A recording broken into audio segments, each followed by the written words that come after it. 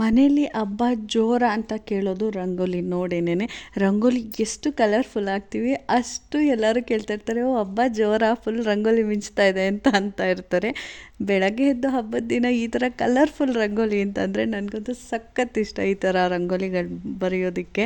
ಹಾಗೆ ಎಲ್ರಿಗೂ ಹೊಸ ವರ್ಷದ ಹಾರ್ದಿಕ ಶುಭಾಶಯಗಳು.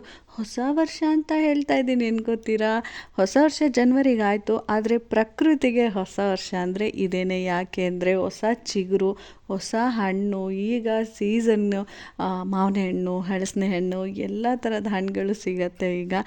ಆಮೇಲೆ ರೋಡಲ್ಲಿ ಮರಗಳಿದ್ದರೆ ಮರಗಳು ನೋಡೋದಕ್ಕೆ ಎರಡು ಕಣ್ಣು ಸಾಲಲ್ಲ. ಹೊಸ ಚಿಗುರೊಂದಿಗೆ ನಮ್ಮ ಹೊಸ ವರ್ಷ ಶುರುವಾಗುತ್ತೆ. ನಮ್ಮ ಹಿಂದೂ ಸಂಸ್ಕೃತಿಯಲ್ಲಿ ಹೊಸ ವರ್ಷ ಅಂದರೆ ಅದು ಯುಗಾದಿನೇ. ಅದಕ್ಕಾಗಿ ಹೇಳ್ತಾ ಇದ್ದೀನಿ, ಹೊಸ ವರ್ಷದ ಹಾರ್ದಿಕ ಶುಭಾಶಯಗಳು.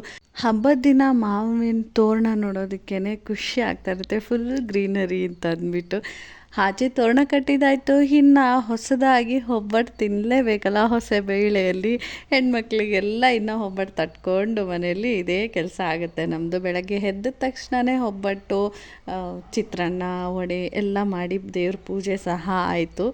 ಬಾಳೆ ಎಲೆ ಊಟ ಮಾಡಬೇಕಂತ ಸಿಕ್ಕಾಪಟ್ಟೆ ಆಸೆ ಆಗೋಯ್ತು. ಬಟ್ ಹಬ್ಬದ ದಿನ ಆಲ್ಮೋಸ್ಟ್ ಎಲ್ಲರೂ ಬಾಳೆ ಎಲೆಯಲ್ಲಿ ಊಟ ಮಾಡ್ತಾರೆ, ನಮಗೆ ಬಾಳೆ ಎಲೆನೇ ಸಿಗಲಿಲ್ಲ. ಹಾಗಾಗಿ ತಟ್ಟೆಲೇನೆ ಕೆಳಗೆ ಕುತ್ಕೊಂಡು ತಿನ್ನೋ ಮಜಾನೇ ಬೇರೆ. ಮನೇಲಿ ಎಲ್ರಿಗೂ ಕೆಳಗೆ ಕುತ್ಕೊಂಡು ಒಟ್ಟಿಗೆ ಕುತ್ಕೊಂಡು ಊಟ ಮಾಡೋದು ಅಂದ್ರೇ ಸಖತ್ ಇಷ್ಟ.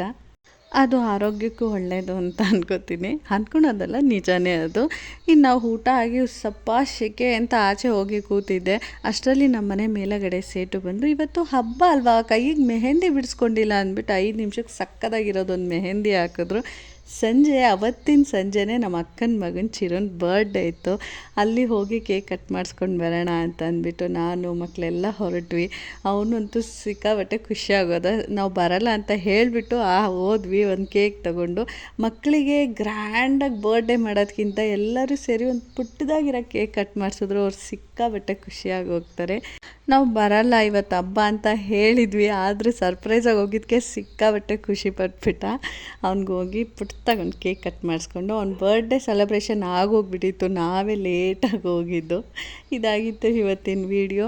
ಜನವರಿಲಾಗಿರೋದು ಕ್ಯಾಲೆಂಡರ್ ಹೊಸ ವರ್ಷ, ಹೀಗಾಗ್ತಿರೋದು ಪ್ರಕೃತಿಯ ಹೊಸ ವರ್ಷ.